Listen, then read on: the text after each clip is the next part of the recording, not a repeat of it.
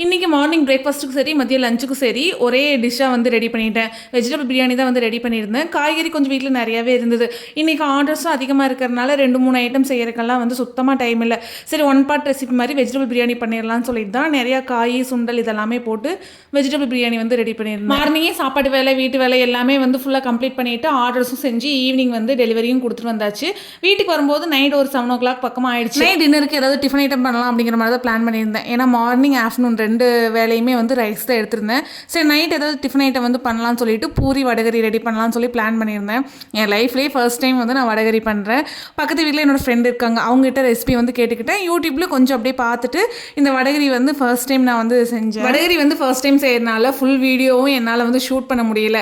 ஏன்னா செய்யும்போது ஏதாவது மிஸ்டேக் பண்ணிடணும்னு சொல்லிட்டு பார்த்து பார்த்து பண்ணிட்டு இருந்தேன். ஆனால் வடகரியோட டேஸ்ட் செம்ம சூப்பராக இருந்தது. ஆனால் என்ன கொஞ்சம் லிக்விடாக இருந்திருக்கணும், இது கொஞ்சம் கெட்டியாக இருந்தது. மற்றபடிக்கு டேஸ்ட் சூப்பராக இருந்தது.